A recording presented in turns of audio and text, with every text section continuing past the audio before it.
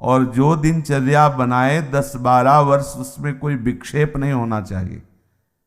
आज गए 5 घंटे यमुना के किनारे बैठ गए, 5 दिन गए ही नहीं, ये रसिकों की दिनचर्या नहीं। ये वृंदावन की उपासना में दिनचर्या एक आपकी नियमावली। या तो आप ऐसी स्थिति में कि 5 दिन आपको शरीर शुद्ध नहीं रही तो कोई बात नहीं, दिनचर्या का फल मिल गया। आपकी दिनचर्या एक ऐसी होनी चाहिए जो बने तो कम से कम 10-12 वर्ष तो एक रस चलना चाहिए।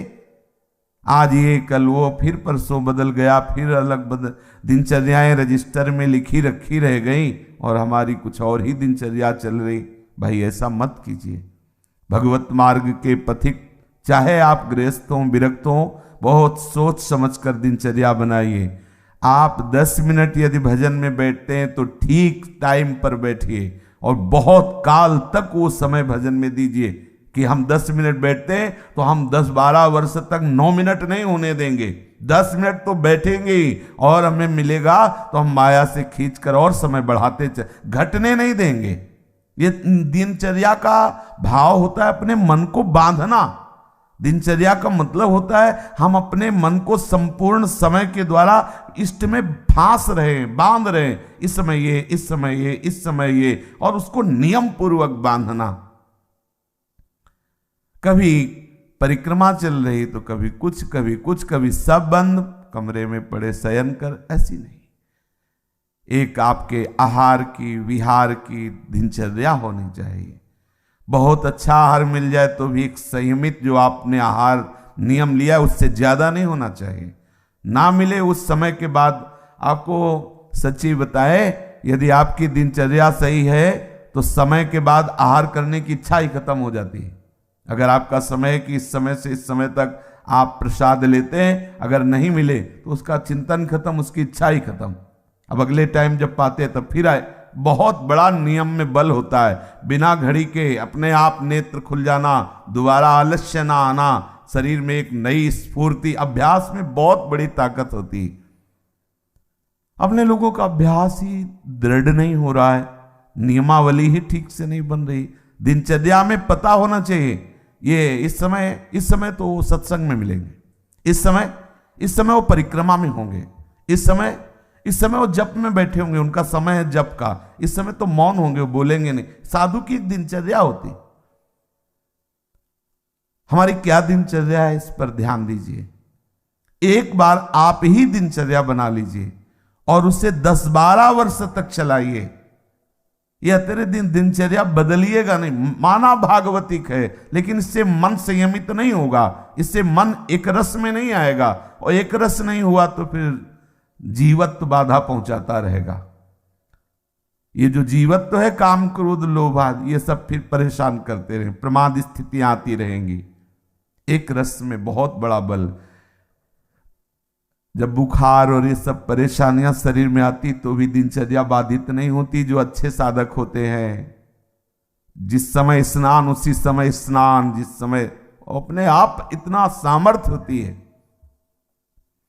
कहीं भी चमत्कार प्रकट हुआ है तो एक जो दिनचर्या पकड़ी गई, दिनचर्या देखो। पूज्य श्री सनातन जी वयोवृद्ध हो गए हैं, परिक्रमा को रोज जाते हैं गिरिराज जी की। गिरिराज जी को पीड़ा होती है उनकी परिक्रमा से कि इतने वयोवृद्ध नंगे पैर प्रकट हुए श्री लालजू महाराज ठाकुर जी। वो कह रहे हैं कि बाबा अब तुम परिक्रमा मत आया करो, हमारे लिए ही तो सब करते हो, हम बहुत प्रसन्न हैं, वहीं वृंदावन में आप भजन करो। हाँ ठीक है प्रभु। दूसरे दिन फिर पहुंच गए। बोले बाबा मना किया, बोले प्रभु रह नहीं पाते। ये दिनचर्या क्या करती, आपका अभ्यास ऐसा दृढ़ करती कि इष्ट मना कर रहा है लेकिन रह नहीं पाते। परिणाम क्या हुआ, आज भी उनकी दिनचर्या ने हमको एक बहुत बड़ी सिद्धि दे दी। आज भी आप दर्शन कर सकते हो राधा दामोदर में बंसी का, लकुट का, श्रीचरण का, गाय की खुर का चिन्ह हो, गिरिराज जी की शिला। आज भी सनातन जी की एक नियमावली ने आज हम सब भक्तों को दुर्लभ वस्तु है, दुर्लभ वस्तु है, भगवत चरणारविंद के चिन्ह, लकुट के चिन्ह, बंसी के चिन्ह, गाय के खुर के चिन्ह प्रभु ने स्वयं दे और बोले शिला की परिक्रमा कर लेना। ये 4 परिक्रमा का आपको 4 परिक्रमा कर लो तो परिक्रमा गिरिराज जी की पूरी हो गई। नियमावली 24 घंटे में ऐसी सहज दिनचर्या आप अपनी खुद बना लीजिए जो आप बहुत काल तक निर्वाह कर सके।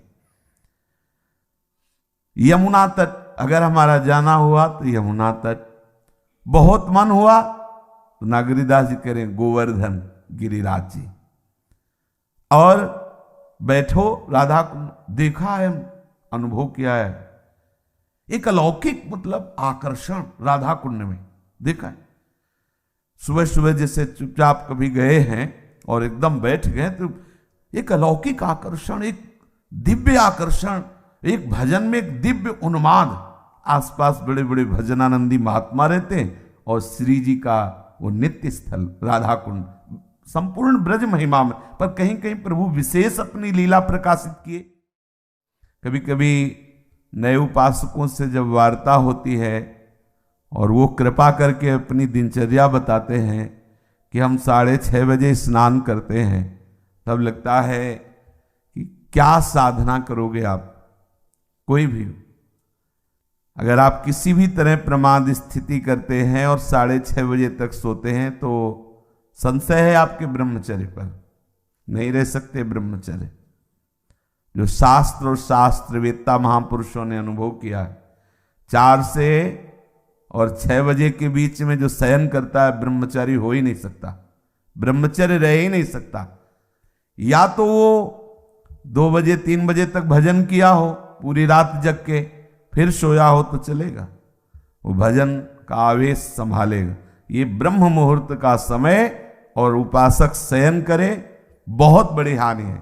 मान लीजिए खूब सत्संग सुनते हैं आप सब जन और बहुत कृपा है आपके ऊपर, लेकिन परिवर्तन नहीं हो रहा भाई। अगर आप 6:30 बजे, तो अच्छा नहीं, बिल्कुल अच्छा नहीं, बिल्कुल अच्छा नहीं। ये दिनचर्या तो बिल्कुल ठीक नहीं है। आप लोग सावधान हो, जो भी हो सावधान हो जाइए। ये बिल्कुल आपके जीवन के लिए घातक दिनचर्या है। 2 बजे बहुत उत्तम है उठना, पर नहीं तो 3 बजे, आखिरी 4 बजे। साधक होके 4 बजे के बाद शयन कर रहा है, मुझे तो नहीं लगता, किसी भी स्थिति में नहीं। हमें लगता है कि दवा खवा दी जाए तो नहीं कहते, नहीं तो किसी भी स्थिति में कोई बीमारी, कोई भी ऐसा रोग अपना प्रभाव नहीं रखता जो दिनचर्या को बाधित कर दे। ये देखा है, ये केवल प्रवचन नहीं, देखा है, जीवन को देखा है। कुछ भी दिनचर्या में अपार सामर्थ्य देखा, अभ्यास में अपार सामर्थ्य है।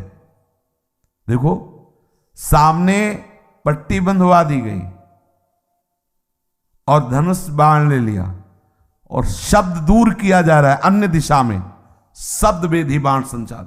अभ्यास देखो, आंख में पट्टी बंधी हुई है, शब्द किस दिशा से हो रहा है एक श्रवणेंद्र से देखना है और बाण वहीं संधान करना जहां से शब्द निकला है। अभ्यास देखो, अभ्यास का प्रभाव देखो, कितने से चमत्कार अभ्यास में लौकिक।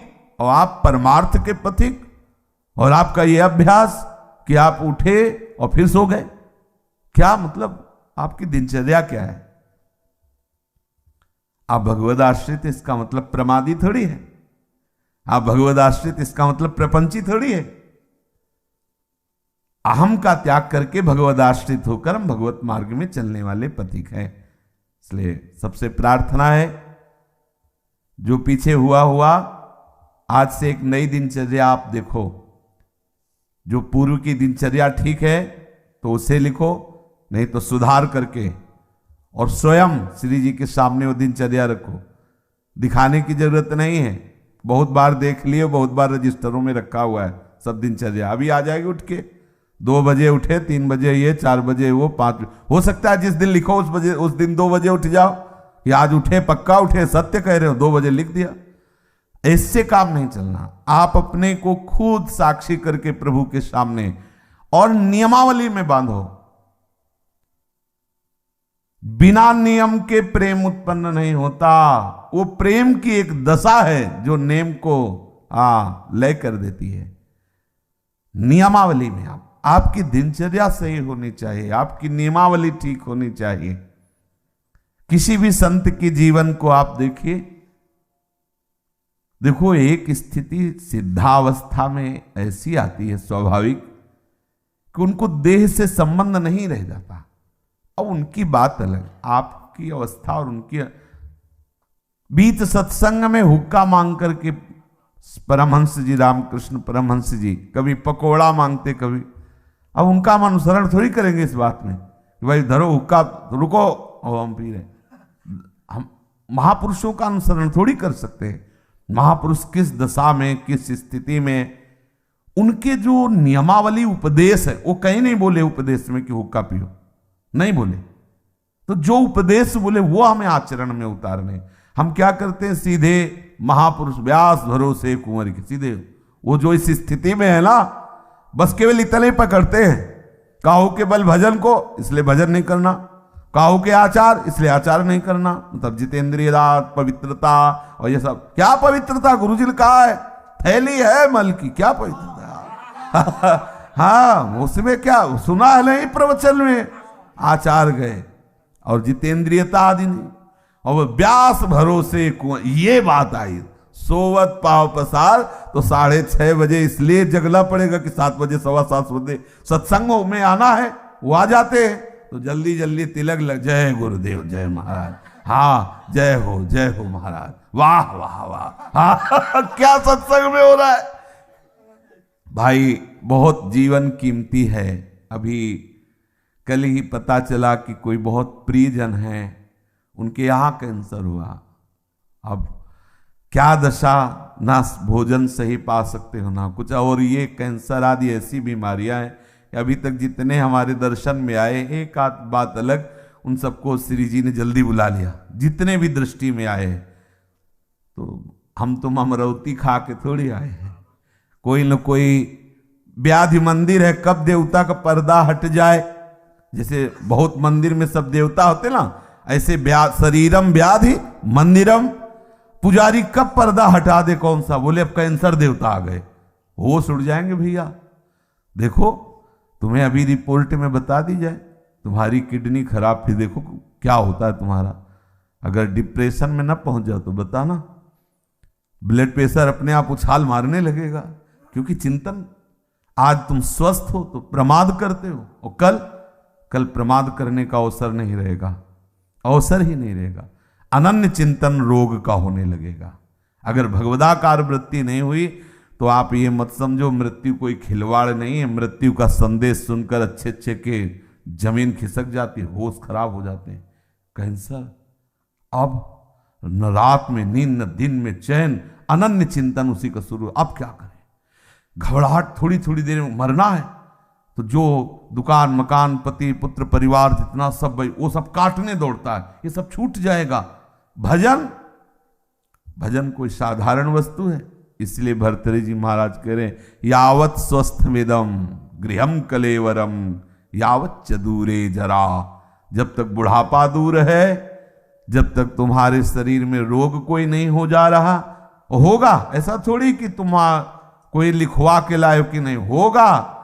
जब ऐसे परमहंस को कैंसर हो सकता है, रामकृष्ण परमहंस जी को, पूज्य भाई जी के उदर में कैंसर हो सकता है, वो फिर अपने लोग तो अधिकारी ही है इस दंड के। अपने लोग तो अधिकारी, न जाने कितने इन भजनानंदी महापुरुषों के शरीर में ऐसी व्याधियां हो सकती है, तो अपने लोगों को तो पूरा रजिस्टर रखा हुआ है। सावधान हो जाइए, प्रमाद मत कीजिए। बहुत बढ़िया अवसर आपको मिला है। भगवत चरणारविंद का आश्रय और सतत जप, ये बिल्कुल खुली दो बातें हैं, ज्यादा इनमें समझने की जरूरत नहीं। अंदर से भगवत आश्रय और जिह्वा से जप, राधा वल्लभ श्री हरिवंश श्री हरिवंश। क्या जाता है भैया। अगर रोज का रोज शाम के हिसाब आपको न दिखाई दे तो बताना, रोज आपको वैराग्य बढ़ा नजर आएगा, आपको नजर आएगा, अरुचि होने लगे। सच्ची कहते हैं भजन का प्रभाव, ये तो भगवत कृपा से भगवत चर्चा हो रही नहीं, 1 मिनट के लिए अंदर से मन राजी नहीं, ये जो हो रहा है एक मिनट के लिए राजी नहीं कि अब ये सब, बस यही लगता है चुप किसी से मिलो मत, बंद करके दरवाजा अपने कमरे का, बस एकाकार वृत्ति। कब शरीर किस दशा को पहुंच जाए, बेकार काहे को बहिर्मुखता में फैल रहे हो, शांत। इसका फल है तदाकार वृत्ति में डूबना। और आपको बढ़िया अवसर मिला है, कोई जिम्मेवारी नहीं। देखो आप सत्संग सुन रहे हो, आप नाम जप कर सकते हो, नाम में ध्यान लगाए हुए श्रवणेंद्री से सुनो। देखो बढ़िया आपकी समाधि अवस्था जा रही। सत्संग क्या है, एक समाधि अवस्था में डुबोने का बहुत बढ़िया, मतलब 1 घंटा 1.5 घंटा चर्चा हो रही श्रवणेंद्री के लिए, कहीं अन्य जाने की जगह नहीं, और अंदर से आप नामाकार वृत्ति, मंत्राकार वृत्ति, बड़ा आनंद का विषय है। अगर हम भजन छोड़ दिए, बाह्य में ही समय व्यतीत किए, तो बाह्यकरण से आप सेवाएं करते रहो, बाह्यकरण से दिनचर्या करते रहो, अंतःकरण विषय चिंतन कर रहा है, तो आनंद बाह्यकरण को होना है कि अंतःकरण को? समझना, जरा सूक्ष्मता से समझना। परिवर्तन किसका होना है? अंतःकरण का। बाह्यकरण का तो देखो 2 मिनट में परिवर्तन सब, लेकिन अंतःकरण का परिवर्तन चिंतन से होता है, भजन से होता है। बड़े बड़े हम संत महापुरुषों के समीप रहने वालों को देखा है, अंतर में भजन नहीं तो दीपक तले अंधेला पाया गया है, दीपक तले अंधेला पाया। बहुत अच्छी बात समझ, बहुत घुस के तमाशा देखा है अंतर और बाहर में। भजन नहीं तो बड़े बड़े भजनानंदी महापुरुषों के समीप रहने वाले बड़ा प्रपंच का नाटक देखा गया है। वो महापुरुष तो आनंदित रहते हैं, क्योंकि उनके लिए तो एक ऐसी स्थिति है प्राप्त हो गई जहां प्रपंच का स्पर्श नहीं है, और उनके प्रभाव से बाहरी व्यवहार सामग्रियों की खूब बहुतायत होती है। तो नीचे भजन का मतलब नहीं रह जाता कि भजन क्या है, बस वो सम्मान और विषय आदि का सेवन, क्योंकि महापुरुषों का प्रभाव सम्मान दिलाता है, महापुरुषों का प्रताप, वो वस्तुएं जो विषय संबंधी सेवन में आती, अच्छी से अच्छी वस्तुएं, होता क्या है, अंतःकरण मलिन हो जाता है। इतने बड़े महापुरुष के समीप रहते हुए अंतःकरण और इतना मलिन हो जाता है को महापुरुषों पर भी अपराध कर बैठता है। जिनके प्रताप से पोषित होता है वो वहीं अपराध कर बैठता है। इसलिए प्रधान बात है, अंतर में आपका साधन चलना चाहिए, अंतःकरण आपका भगवत चिंतन में रहे। खुली बात समझ लीजिए, बाह्यकरण से बाह्य पवित्रता होती है, अंतःकरण से अंतःकरण की पवित्रता होती है। बाह्यकरण और अंतःकरण दोनों भागवतिक हो जाए तो स्वभाव का परिवर्तन हो जाता है, स्वभाव का परिवर्तन होता है तो स्वरूप का अनुभव हो जाता है। जो हमारा सखा भाव, गोपी भाव, सहचरी भाव का भाव स्वरूप है, उसकी प्राप्ति हो जाती है। इसलिए भैया चूको मत, बहुत बढ़िया अवसर, बड़ा घबराहट का विषय है। जब ये शरीर पीड़ा से युक्त होता है तो केवल प्रभु ही ऐसे जो हमें बचा सकते हैं, नहीं तो जब शरीर स्वस्थ होता है तो अहंकार देवता अपना नाटक करवाते रहते हैं, और जब अस्वस्थ हो जाता है तो मन राम उसी अस्वस्थता का चिंतन, बड़ा क्लेश में। और इस संसार से मुक्त हो जाइए। अगर आप सोच रहे हो तो दिन प्रतिदिन ऐसा भयावह संसार का स्वरूप आएगा, पूछो मत। इससे मुक्त होना ही अब एक उपाय रह गया है। अब हम ये नहीं कह सकते कि जन्म जन्म, क्योंकि महामारियां, नाना प्रकार की प्रतिकूलताएं, नाना प्रकार की व्यभिचार, नाना प्रकार के खान पान की मलिनताएं, ये कलिकाल में बढ़ती ही चली जाएंगी और उसका प्रभाव पड़ेगा। जैसे बाहर रोड में यदि गंदा कोई इत्र डाल दिया जाए तो उसकी खुशबू सबको आएगी, अच्छा डाल दिया जाए तो अच्छी आएगी। ऐसे ही इस सृष्टि में जो भी भयानक से भयानक आचरण होंगे, जो भी बुरे आचरण होंगे, पूरी सृष्टि पर उसका प्रभाव पड़ता है। अगर कोई बच सकता है तो भजन के प्रभाव से बच सकता है, नहीं तो प्रभाव, जैसे सर्दी का प्रभाव सबके ऊपर पड़ रहा है, पर जो कंबल ओढ़े बच गया। अगर कहीं भी कुछ भी मलिनता का आचरण होता है तो पूरी सृष्टि पर उसका प्रभाव पड़ता है, वो समझ में नहीं आता। अगर कोई बच सकता है कलयुग की कुचाल से तो भजन, केवल भजन, दूसरा कोई उपाय नहीं। भजन करके भगवत धाम में स्थित हो जाओ, प्रभु को प्राप्त हो जाओ, नहीं बहुत दुख भोगना पड़ेगा। अभी प्रमादी मन है तो देख लेंगे, अरे देख लेंगे, होश खराब हो जाते हैं, मृत्यु सुखद लगने लगती है, ऐसे ऐसे कष्ट आते हैं कि वो चाहता कि मुझे कोई मार दो। सच्ची मानना, हमने देखा है, चाहता है कि इस दशा से तो अच्छा है कि मुझे मार दो। भाई मरना थोड़ी हमारा समाधान होगा, भगवत प्राप्ति समाधान। इसलिए बेचैन हो जाओ भगवत प्राप्ति के लिए। प्रेम की चलो बड़ी ऊंची बात है, लेकिन इतना तो रख लो कि अब प्रभु मुक्त करो इस नरक से, ये नाना प्रकार के क्लेशों से। कितने बंधे इस शरीर में। अरे आप देखो, ज्ञान की बातें चाहे जितनी करो, जब इसकी रिपोर्ट आती है ना तो एक बार चेहरा गिर जाता है किसी का भी हो। जब हाथ में बताई जाती है रिपोर्ट की ये है, अच्छे अच्छे को एक बार जब प्रलंबासुर ले गया ना बलराम जी को, तो एक बार वो भी उदास हो गए थे, फिर उनको स्वरूप को फिर घूसा मारा। तो ऐसे ही साधक प्रहार करता है, अरे किसी भी विकार पर, अरे नहीं नहीं, हम तो प्रभु के आश्रित है, प्रभु के दास है। पर इतना प्रहार करने लायक बन जाओ, आपकी ऐसी मनोवृत्ति भगवदाकार हो कि आप प्रहार कर सको। इसलिए भाई सावधान रहो। ये सुबह 6:30 बजे तक सोना ये ठीक नहीं। आप सो करके सोने को गवा रहे हैं। ये सोने का समय है, सोने का, स्वर्ण का। और क्या बोले, सोने का समय गुरु जी का, खूब सो आनंद से, ऐसा नहीं। ये स्वर्ण समय है, ब्रह्म मुहूर्त, खूब ना। हमारे लिए तो हर क्षण ब्रह्म मुहूर्त है। ये तो केवल एक दिनचर्या के लेकर नहीं, हर समय हमारा ब्रह्म मुहूर्त है। हम प्रभु में लगे हुए हैं, इसलिए हर समय प्रेम में प्रभु का चिंतन हो रहा है। हर समय हमारे लिए महामंगल में महापावन है। देखो, आप सबसे प्रार्थना है, बहुत सोच समझ के दिनचर्या बनाएं।